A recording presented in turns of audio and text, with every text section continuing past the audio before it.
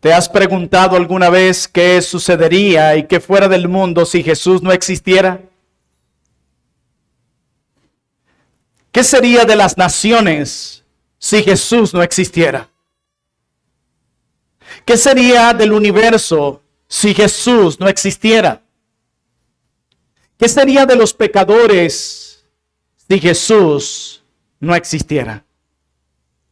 ¿En algún momento te has hecho esa pregunta? ¿Qué sucedería si Jesucristo no existiera? Definitivamente no habría ningún tipo de esperanza para nosotros. No habría salvación para nosotros. No habría redención para nosotros. No habría paz para el universo. Porque solo Él es el camino, solo Él es la verdad y solo Él es la vida que nosotros necesitamos.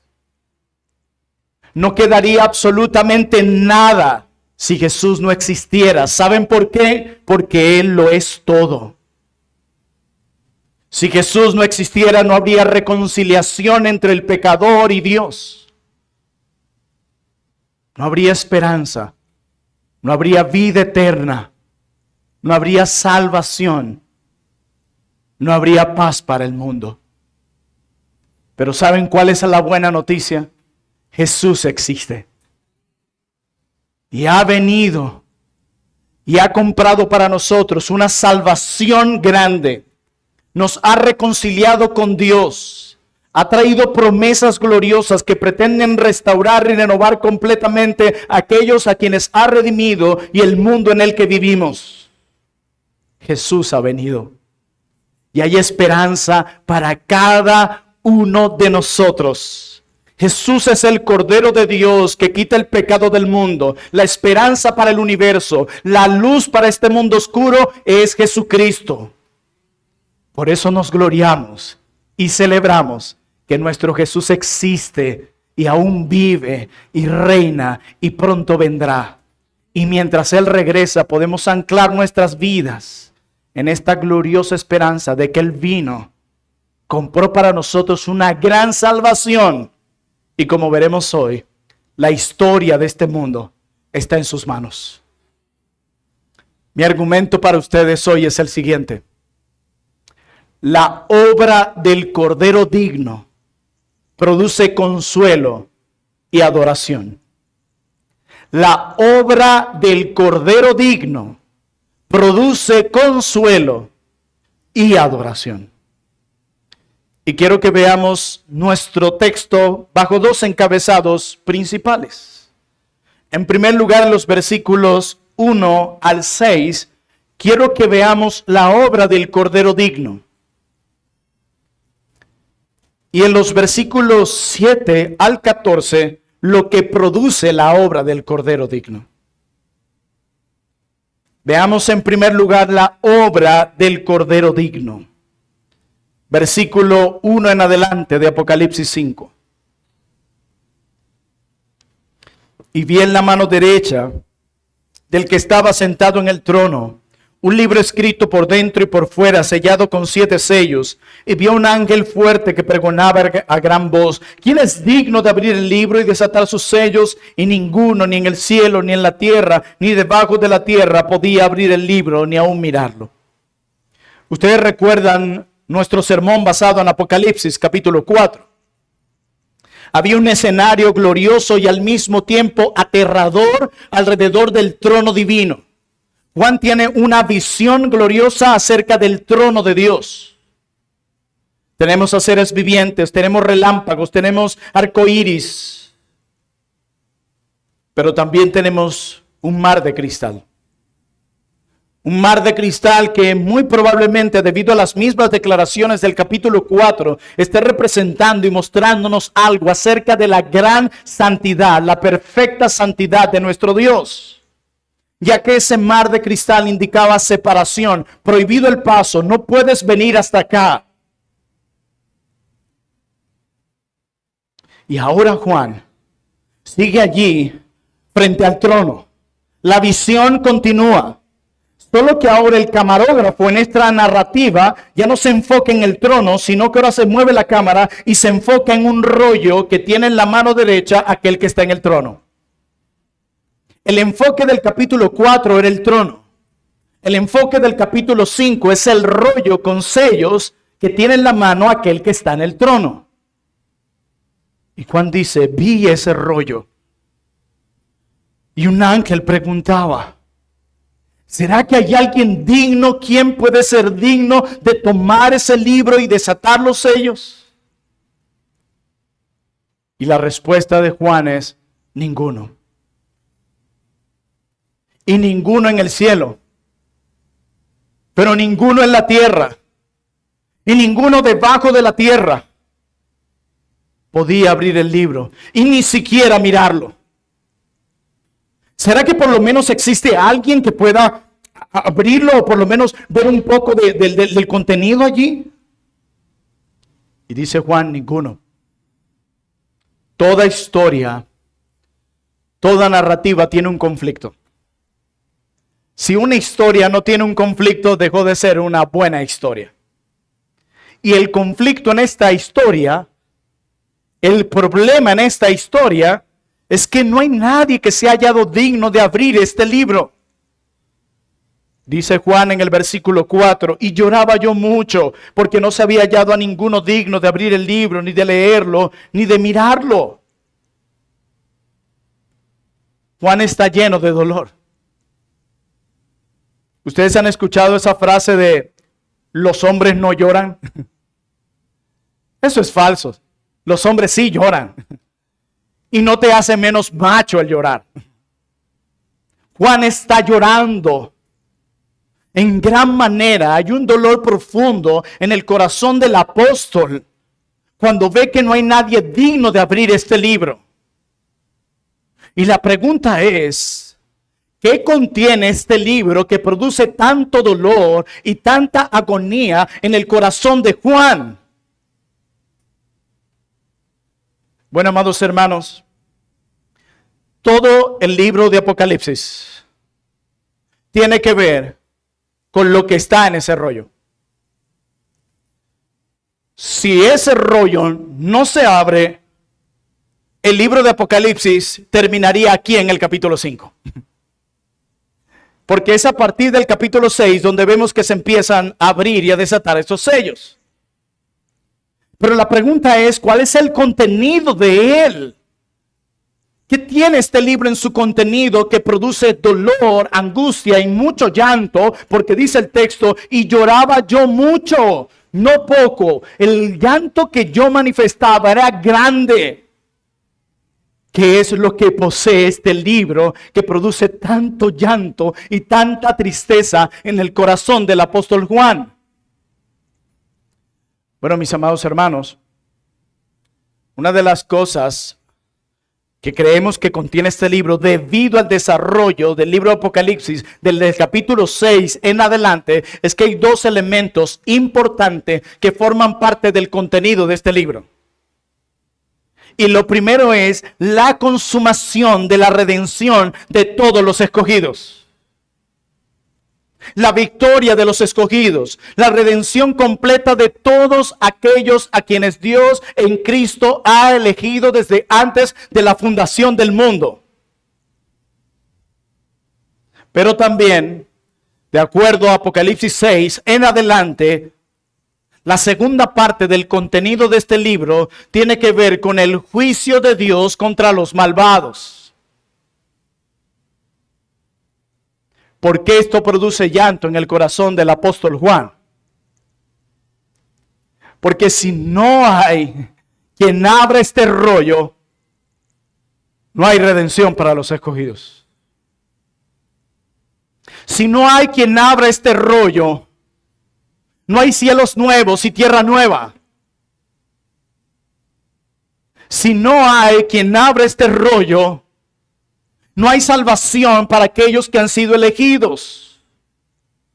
El dolor seguiría imperando, las enfermedades, la muerte, el pecado, la agonía. Las promesas dadas por Dios en Cristo no se podían cumplir.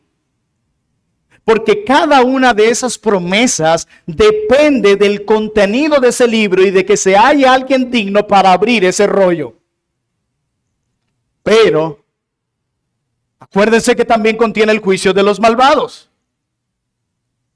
Y de acuerdo al capítulo 1 del libro de Apocalipsis, la audiencia de Juan, los que reciben el libro de Apocalipsis, son creyentes que están sufriendo persecución debido a su asociación con Jesucristo. Si no hay quien sea hallado digno para abrir el rollo, entonces ¿qué sucederá? Los malos se saldrán con la suya. Aquellos que han vivido para rechazar a Cristo se saldrán con la suya. Los perseguidores se saldrán con la suya. Jamás se va a saciar nuestra hambre y nuestra sed de justicia. La maldad seguirá prosperando. El odio y la oscuridad seguirá prosperando. Por esa razón, Juan llora. ¿Puedes entender ahora por qué Juan llora? Porque si no hay nadie digno para abrir ese libro, no hay redención para los escogidos, no hay promesas cumplidas, no hay cielos nuevos ni tierra nueva, y los malvados seguirán prosperando. Por eso Juan llora. Y esto debería decirnos algo a nosotros. Entre nosotros debería haber un profundo anhelo constantemente en anhelar que las promesas de Cristo se cumplan. Parece que los evangélicos de hoy, en las únicas promesas en las que se quieren anclar y en las que viven día a día, son aquellas que parecen decir que Dios me va a prosperar materialmente, que mis hijos no se van a enfermar de algo tan fuerte y que Dios los librará de la muerte. Pero ¿cuántos de nosotros se carga nuestro corazón o existe un anhelo profundo como el de Juan de que llegue el día donde Dios imparta juicio sobre los malvados? ¿Cuánto anhelo hay en nuestro corazón de que Dios haga justicia? ¿Cuánto anhelo hay en nuestro corazón de que se complete la redención de los escogidos? ¿Cuántos de nosotros anhelamos esto cada día en nuestro corazón? Porque parece que nuestras conversaciones y nuestras publicaciones en redes sociales reflejan otra cosa. Parece que tenemos otro interés. Si tan solo pudiéramos llorar como Juan. Lo que pasa es que estamos tan distraídos en lo trivial. Pero si tan solo pudiéramos traer nuestras mentes cautivas al conocimiento de Cristo y enfocarlas y sentir el mismo peso del corazón de Juan, que se haga justicia, que los perseguidores de la iglesia sean castigados de una vez por todas, que los hombres malvados que han vivido a espaldas de Dios paguen por lo que han hecho, que los corruptos sean castigados, que los idólatras no arrepentidos sean castigados, y que el pueblo de Dios, aquellos a quienes Dios ha escogido desde antes de la fundación del mundo, todos puedan ser salvados. ¿Cuántas veces nuestro corazón se ha cargado como el de Juan al pensar en la consumación de la redención de los escogidos y en el juicio contra los malvados? ¿Cuánto? Para Juan era importante, porque en ese rollo estaba toda la historia de la raza humana, el fin de ella. La consumación de las promesas de Cristo, allí estaba. Por eso Juan lloraba mucho. Porque él anhelaba ansiosamente que los malvados fueran castigados. Y Juan lo está diciendo en un contexto donde él y sus hermanos están siendo perseguidos.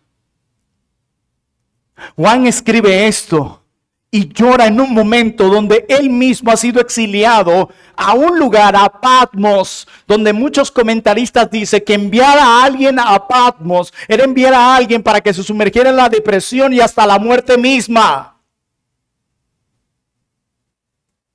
Él escribe esto y llora cuando él está escuchando que están matando a muchos de sus hermanos y están persiguiendo a muchos de sus hermanos. Y él dice, ya va, pero si no hay alguien digno de abrir este libro, ¿qué va a pasar con esos que están persiguiendo a nuestros hermanos? ¿Qué va a pasar con aquellos que me han exiliado en Patmos? Se van a salir con la suya. ¿Qué pasará con el pueblo de Dios? Con quienes Cristo ha escogido. ¿Qué pasará? Por eso Juan llora mucho. El interés de Juan era el reino de Dios.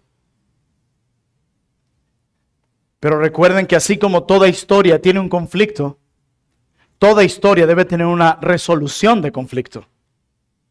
Miremos el versículo 5 de Apocalipsis 5.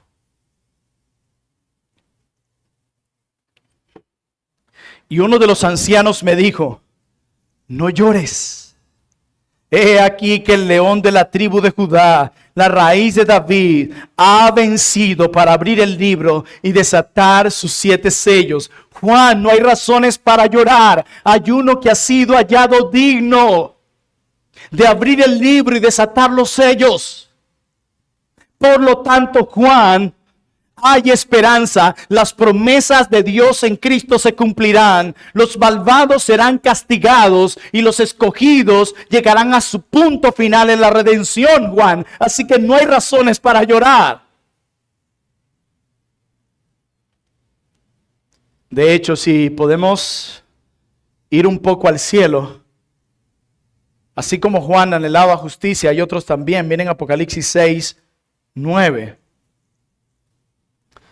Cuando abrió el 5º sello, vi bajo el altar las almas de los que habían sido muertos por causa de la palabra de Dios. Está hablando de los mártires y por el testimonio que tenían. Y clamaban a gran voz diciendo, ¿hasta cuándo, Señor santo y verdadero, no juzgas y vengas nuestra sangre en los que moran en la tierra? Y se les dieron vestiduras blancas, y se les dijo que descansasen todavía un poco de tiempo hasta que se completara el número de sus consiervos y sus hermanos, que también habían de ser muertos como ellos. ¿Ustedes han escuchado esa idea de que en el cielo no se borrarán nuestras mentes? Nuestra mente quedará en cero y no te acordarás quién es quién. ¿De dónde sacaron eso? Aquí tenemos a los mártires, a quienes murieron por el testimonio de Dios, diciéndole a Dios, ¿cuándo vengarás nuestra sangre? ¿Cuándo? ¿Cuándo habrá venganza por lo que nos hicieron? Y el Señor les dice, descansen. Nuestro Dios siempre está interesado en calmar nuestros corazones agitados. Nuestro Dios está interesado en calmar nuestras ansiedades, nuestros afanes, nuestras preocupaciones. Él está siempre interesado en, ya, calma, calma. Así como se quedaron ustedes, así. Y le dice, falta algo. Más de ustedes necesitan morir por mi causa. Qué tremendo es escuchar esto a una iglesia que está siendo perseguida. Entre más de ustedes mueran por mi causa, más cerca estará ese día.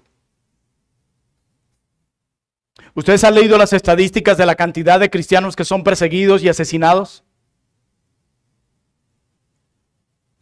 Eso debe producir dolor en nosotros porque son nuestros hermanos, pero también alegría.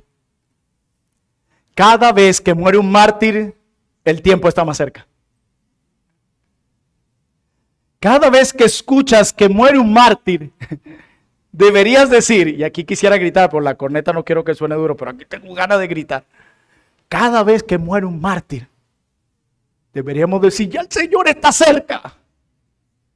Falta poco. ¿Ustedes se acuerdan de aquel comercial del niño que iba en el carro y el papá le iba llevando, papá, ¿cuánto falta? Falta poco. Así era mi papá cuando viajamos a Colombia 2 días en carretera y llevábamos 3 horas de carretera. ¿Cuánto falta? Falta poco. Cada vez que muere un mártir, nos indica algo, falta poco. Así que cada vez que muera alguno de nuestros hermanos, podemos decir, ay, el Señor ya está pronto a venir. El Cordero de Dios pronto aparecerá desde el cielo, porque Él lo ha prometido. Y estos mártires del capítulo 6 pueden descansar porque ya hubo uno que fue hallado digno de abrir el libro. No llores. Y nos dice a aquel anciano en el versículo 5 que ese que ha sido hallado digno es el león de la tribu de Judá. Está usando un lenguaje del Antiguo Testamento. Y Juan, que conocía muy bien el Antiguo Testamento, podía estar conectando una palabra con la otra. El león de la tribu de Judá, la raíz de David, esa es una promesa. He aquí el rey, he aquí el gobernador. Él ha vencido para abrir el libro y desatar sus 7 sellos. Él ha vencido. Hay algo que ha hecho este Cordero que lo ha hecho digno, y de acuerdo a este texto, Él ha vencido. Él ha vencido a nuestros mayores enemigos. Satanás, el pecado, han sido vencidos por el Cordero. Y al Él vencer, esto lo ha hecho digno de abrir el libro. Miren el verso 6, dice Juan, y miré y vi que en medio del trono de los 4 seres vivientes y en medio de los ancianos estaba en pie un cordero como inmolado. ¿Recuerdan el capítulo 4, el mar de cristal que indicaba separación? Ahora bien, ¿dónde está el cordero? Está en medio. Está ahí. A donde Juan ni nadie más podía pasar. Debido a la santidad perfecta de Dios, la cual indica separación entre nosotros y Él. Pero ahí dice el texto que el Cordero está en medio del trono, porque Él fue hallado digno. Y dice, estaba en pie un Cordero como inmolado. Usemos nuestra imaginación aquí. Imaginen un Cordero bañado en sangre, allí en medio del trono, como inmolado. Como cuando alguien viene de una batalla, con heridas, con sangre. Pero noten lo que dice Juan, estaba en pie. ¿Por qué? Porque de acuerdo al versículo anterior, ha vencido. Este Cordero todo herido y bañado en sangre está en pie, ha vencido. Sus heridas, su sangre, es un recordatorio de que ha vencido y cómo venció. Yo no sé si usted ha leído el Antiguo Testamento, pero la imagen que siempre transmitía un cordero era una imagen de matanza. Era la imagen de asesinato. Era la imagen de muerte, de sangre, de dolor. Esa es la imagen. Y aquí está ese cordero como inmolado, pero en pie, porque ha vencido.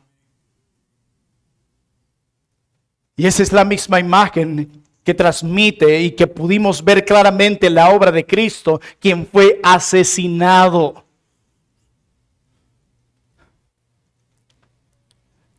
Es algo incluso paradójico. ¿Por qué? Que alguien venza a través de su asesinato. Es curioso porque los enemigos de Cristo, quienes le quitaron la vida, pensaron que mientras lo asesinaban, ellos estaban ganando la batalla. Es como si nuestro Salvador gana perdiendo. Ellos pensaron que había vencido a este hombre que se decía ser Dios. Pero de acuerdo a Apocalipsis capítulo 5, mientras ellos pensaron que Cristo estaba perdiendo mientras era asesinado, resulta que de acuerdo a Apocalipsis 5, Cristo estaba más bien venciendo y ganando mientras estaba siendo asesinado. Él venció a través de su muerte. Un cordero como inmolado en pie. Y dice Juan, tenía 7 cuernos y tenía 7 ojos, los cuales son los 7 espíritus de Dios enviados por toda la tierra. Los cuernos muchas veces en el Antiguo Testamento simbolizan poder y autoridad. Y el número 7 en el libro de Apocalipsis implica siempre plenitud. Lo que está diciendo es que la autoridad de este cordero es completa, es plena. Y lo mismo dice también que tiene 7 ojos. Lo que está diciendo es que su visión es completa. Este es omnisciente porque Él es Dios. Dice, los cuales son los 7 espíritus de Dios enviados por toda la tierra. Y miren el 7. Piensen de nuevo en esto. Y vino y tomó el libro de la mano derecha del que estaba sentado en el trono. Por favor. ¿Por qué pudo hacerlo? Porque Él fue hallado digno. ¿Y por qué fue hallado digno? Porque Él venció. ¿Y cómo venció? Cuando fue inmolado. Así que piensa en este cordero bañado en sangre y heridas, con una corona sobre su cabeza. Porque ha vencido. Esa es la obra del cordero digno. Es esta obra gloriosa la que lo ha hecho digno de tomar el libro y tomar en sus manos la historia de la raza humana. De acuerdo a Apocalipsis 4, la creación está en manos del que está sentado en el trono. Pero de acuerdo al capítulo 5, la historia está en manos de aquel cordero que fue hallado digno. El Dios azar no existe. El Dios destino no existe. La historia de la raza humana, incluyendo la de tu vida, está en manos del Cordero digno. Está en sus manos. ¿Cómo es consolado Juan? Con la obra del Cordero digno. En los momentos de mayor tristeza o aflicción de alguien, o que puedas tú mismo experimentar, trae a tu mente y a tu corazón y a la de los demás la obra del Cordero digno, porque solo eso puede consolar. Y hermanos, como decía un siervo de Dios, solo los hechos consuelan. Solo los hechos consuelan. Las suposiciones no consuelan. Los quizás no consuelan. Solo los hechos consuelan. Alguien lo ejemplificaba así.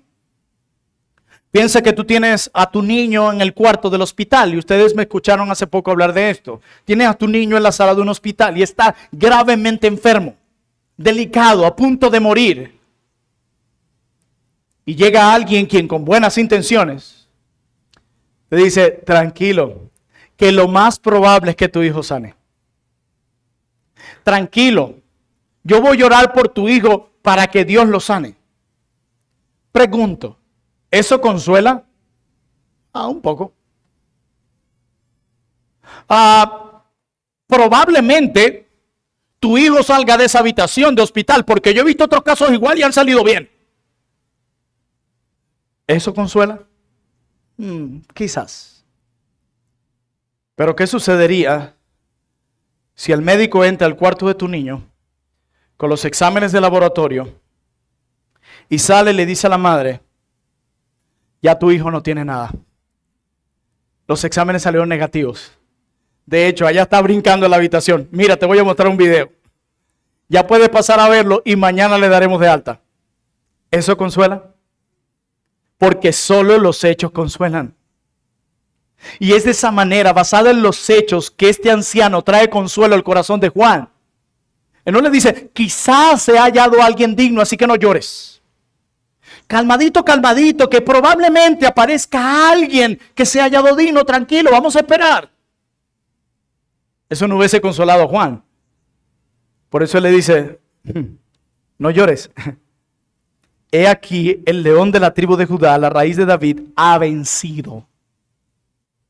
Está fundamentando la esperanza que él provee basada en un hecho histórico. Él ha vencido. No que vencerá, no, quizás venza, no, él ha vencido.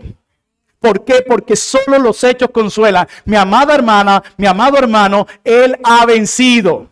Y ha vencido a tus mayores enemigos, a Satanás y al pecado. Él ha vencido. Repítetelo una y otra vez. Él ha vencido. Y así se calma el corazón de Juan, porque solo los hechos consuelan.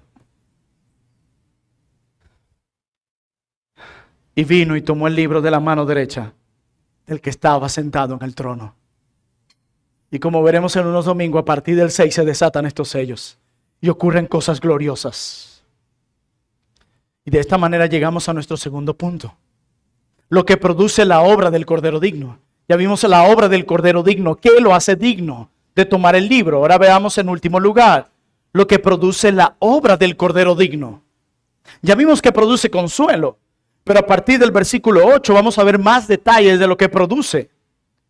Dice el versículo 8, y cuando hubo tomado el libro, los 4 seres vivientes y los 24 ancianos se postraron delante del Cordero. Todos tenían arpas y copas de oro llenas de incienso, que son las oraciones de los santos, y cantaban un nuevo cántico diciendo: digno eres de tomar el libro y de abrir sus sellos. Y aquí nos va a dar más detalles: porque tú fuiste inmolado y con tu sangre nos has redimido para Dios de todo linaje y lengua y pueblo y nación. La respuesta, lo que produce la obra del Cordero, es adoración. ¿Qué es lo que vemos en el capítulo 4? ¿Cuál es la reacción que produce el ver a aquel que estaba sentado en el trono? Adoración. Dios el Padre es digno de adoración. Dios el Hijo es digno de adoración también. Y recuerden que ahí tenemos a Dios el Padre en el trono. Hablamos en el sermón pasado que ahí estaba el Espíritu Santo representado por esas lámparas de fuego. Y ahora tenemos también al Cordero, al Hijo de Dios, allí también junto al trono. Tenemos a la Trinidad participando en esta obra gloriosa de salvación. Cuando hubo tomado el libro, los 4 seres vivientes no pudieron hacer otra cosa cuando vieron que lo tomó. ¡Adoremos! ¡Adoremos! Los 24 ancianos se postraron. Y todos tenían arpas y copas de oro llenas de incienso, que son las oraciones de los santos. Es el momento de adorar y lo vamos a hacer también incluyendo el canto. Esta historia comienza a terminar con canto, con música. Pero ¿cómo comenzó esta historia? Con llanto. ¿Qué hizo que esta historia cambiara, pasara del llanto al canto? La obra del Cordero. ¿Qué más puede producir alegría en la vida de un creyente? La obra del Cordero. ¿Qué pudiera secar las lágrimas de nuestro corazón? La obra del Cordero. ¿Qué puede cambiar nuestros llantos por alegrías, nuestras tristezas por sonrisas? La obra del Cordero. Dice, y cantaban un nuevo cántico diciendo: digno eres de tomar el libro y de abrir sus sellos, porque tú fuiste inmolado. Yo no sé si puedes ver, pero el fervor con el que estos 4 seres vivientes cantan es tremendo, y lo vas a ver en los otros personajes. Es inevitable que alguien que admira y que cree en la obra del Cordero no termine cantando y alabando con fervor. Por eso, mi amado hermano, si usted es eso que no canta o no canta con fervor, yo se lo voy a decir hoy: usted no ha participado de la obra del Cordero. Porque es imposible que la obra gloriosa del Cordero no encienda su corazón, no avive su vida, no estremezca su alma y no lo haga abrir su boca. Decía Albert Mohler: a veces somos tentados a callar cuando tenemos que hablar y hablar cuando tenemos que callar. Pero este es uno de esos momentos donde tienes que abrir tu boca y cantar.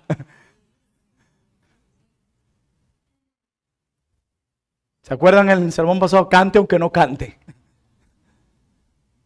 Cuando usted ve a alguien a su lado que no cante, pregúntele si es salvo. No tenga temor. Pregúntele si ha creído. Y si ha creído, tiene que cantar. Y si no canta, la obra del Cordero no fue tuya. Tú no has admirado al Cordero. Es más, tú no conoces al Cordero. Porque es inevitable que aquel que no admire la obra del Cordero, que vea la obra del Cordero, no termine cantando. Y no solo cantando, cantando con fervor.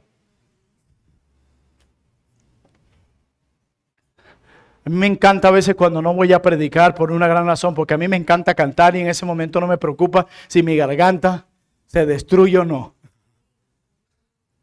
Que cantar. Una de las expresiones del creyente en adoración es el canto, ¿lo sabías? Canta. Yo no sé cuántos de ustedes han ido a la iglesia que plantamos en Yaracuy. La semana que viene tendré el privilegio de estar allí. Y tenemos un ministerio de sordomudos. Sí, adelante. Sordos mudos. Y tú tienes que ver con el gozo y la alegría con la que ellos hacen sus expresiones y la sonrisa en sus rostros. Ahora me vas a decir tú que no puedes cantar. Por favor, brother. El que admira la obra del Cordero canta. El corazón se enciende. Yo no sé cómo van a hacer esos personajes cuando estén delante del Cordero y les toque cantar. Ah, que yo no canto. Nunca, realmente a mí nunca me gustó cantar. Nunca ha sido lo mío.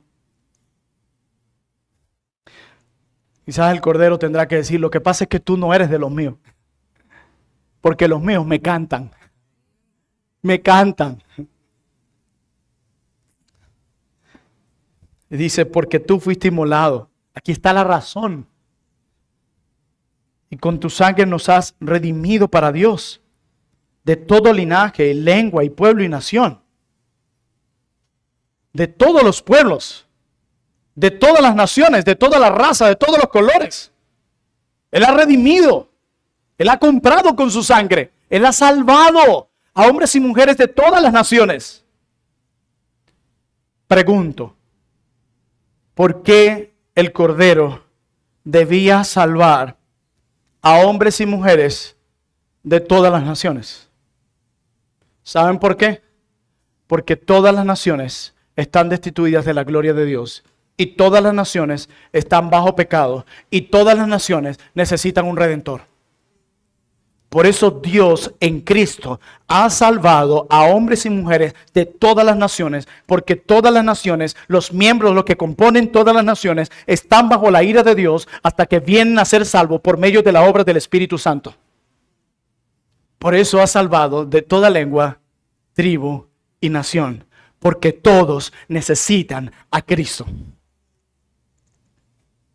El australiano, el francés, el colombiano, el israelí, todos,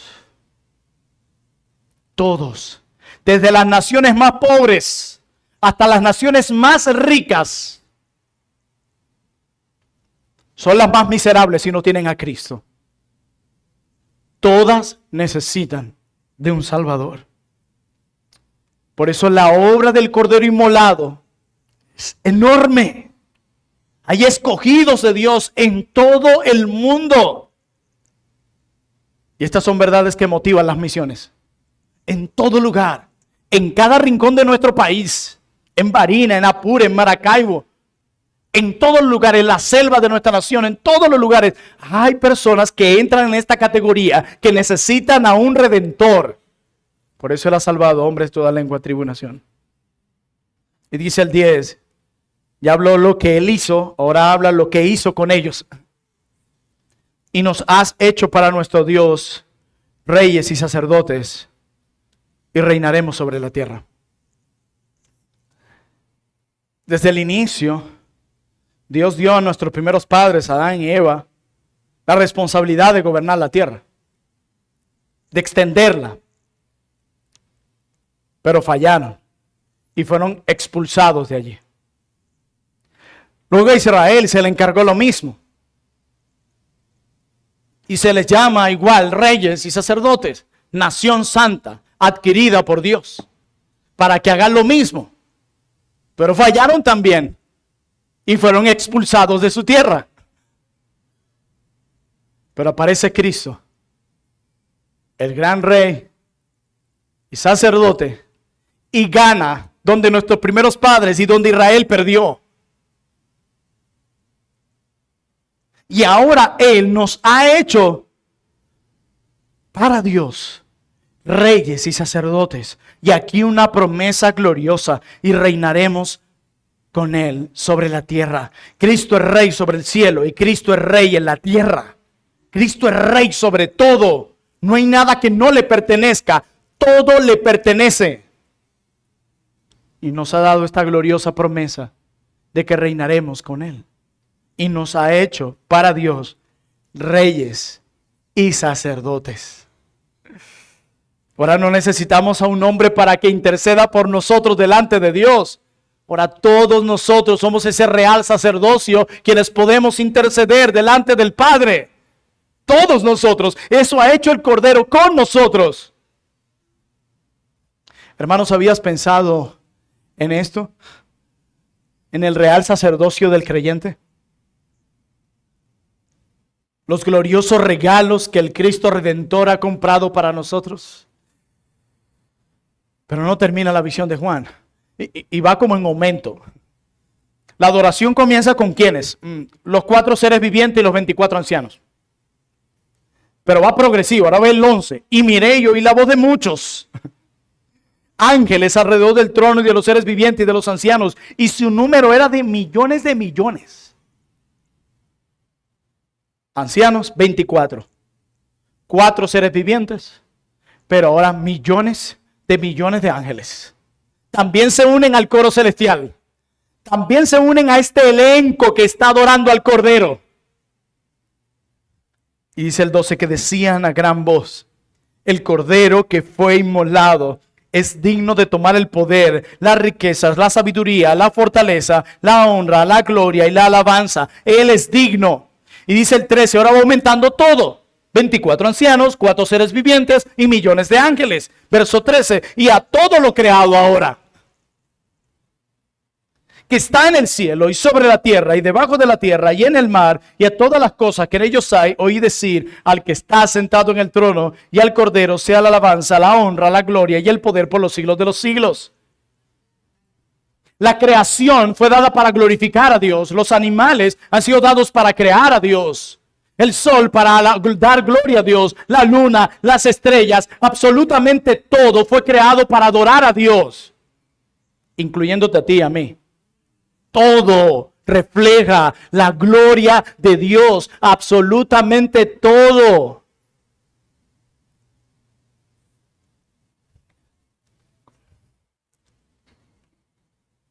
Cuando Dios te salvó, si eres salvo, te dio un montón de regalos. Y uno de ellos es que te unió al coro celestial. Aquí en la iglesia hay un grupo de músicos que guía al resto de la iglesia el canto congregacional, y el que quiere entrar va a audicionar. La mayoría está raspado. Pero tranquilos. Gracias al Cordero pasaron la audición. Y nos uniremos al coro celestial y cantaremos: digno eres. Aquel que está sentado en el trono, sea él la alabanza, la honra, la gloria y el poder por los siglos de los siglos. Tú y yo formamos parte ahora del coro celestial. Y adoraremos a nuestro Rey, a nuestro precioso Cordero por la eternidad, sin ninguna limitación. Qué hermoso será eso. Qué glorioso el contenido hasta de lo que cantan. Hay una riqueza teológica en lo que cantan. Y termina el texto diciendo: y los 4 seres vivientes decían: amén. Y los 24 ancianos se postraron sobre sus rostros y también adoraron al que vive por los siglos de los siglos. La obra del Cordero digno trae consuelo y produce adoración. Aquellos que están aquí sin Cristo, ¿recuerdan el contenido de ese libro? La redención completa de los escogidos y el juicio de los malvados. Si no te arrepientes y crees, ese día la alabanza y la alegría no serán lo que te va a caracterizar, sino el dolor, la pena y la vergüenza. Porque el juicio de Dios vendrá sobre ti. Y sé que has escuchado esto muchas veces, pero es una realidad. Solo en Cristo podemos ser librados del juicio, ser acercados a Dios y ser capacitados para adorar al Cordero de esta manera por la eternidad. Solo gracias al Cordero que fue inmolado. Míralo ahí, míralo a Él con los ojos de la fe. Aférrate a Él como tu Señor y Salvador, para que puedas ser librado de esa ira que vendrá muy pronto sobre el mundo. Y no es ciencia ficción, en realidad. Hoy para muchos es más fácil creer en los ovnis y en los extraterrestres que en la realidad de que un juicio viene.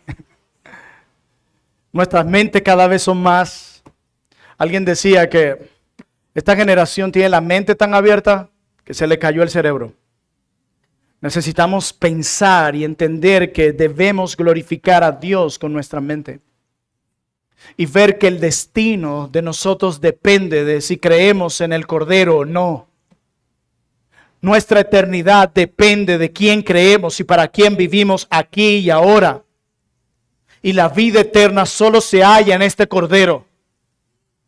Y quiero recordarte que mientras haya vida hay esperanza para ti y oportunidad de que te arrepientas y creas, pero cuando esto termine, se acabó. Ustedes han escuchado personas que dicen, no, yo ahorita no quiero buscar a Dios, quizás dentro de un año. Oh, interesante.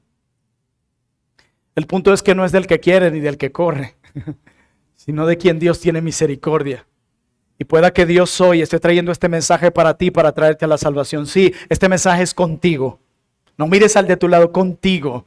Si no estás en Cristo, necesitas volverte hoy a Dios, abandonar tus ídolos y vivir para este precioso Cordero que fue inmolado, se mantiene en pie, logró la victoria y ha desatado los sellos que tiene ese libro para que venga el juicio sobre los malvados y se complete la redención de todos aquellos que fueron elegidos.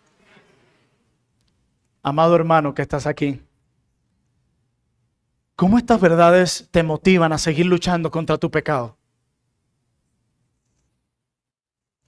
¿Cómo la obra del Cordero te motiva a vivir una vida santa?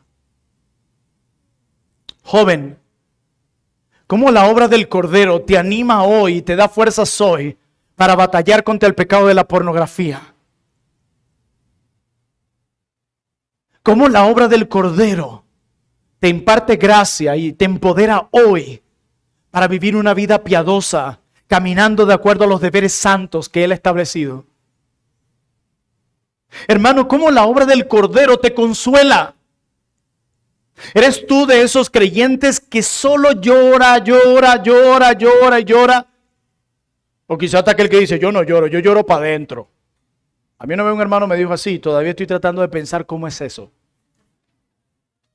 No, ¿qué trae consuelo a tu corazón? Ah, ya sé. Probablemente lo que te consolaría hoy es que las circunstancias que estás viviendo cambien. Probablemente. Pero déjame decirte que así no funciona. Dios puede cambiar las circunstancias, quiero dejar eso claro. Pero está más interesado en cambiar tu corazón porque es ahí donde está tu gran problema. ¿Cómo la obra del Cordero seca tus lágrimas? ¿Cómo la obra del Cordero te anima a vivir con mayor alegría y esperanza? Joven creyente, ¿cómo la obra del Cordero te motiva a amar mejor a aquellos hermanos con quienes tienes diferencias teológicas? ¿Cómo la obra del Cordero te motiva a amar mejor a tu esposa, a tus hijos? ¿Cómo la obra del Cordero te motiva a ser transparente, a hablar la verdad y a conducirte con temor en este mundo? ¿Cómo te motiva la obra del Cordero? ¿Qué produce en ti la obra del Cordero? Espero que consuelo y adoración. Y adoración no es simplemente cantar. Adorar es consagrar nuestras vidas a Dios. Que la obra del Cordero sea lo que los mueva cada día y que los motive a avanzar. No solo vivan una vida de lamento y no sean uno de esos creyentes que solo trae malas noticias. Mi hermano, ore por mí porque otra vez estoy en esto.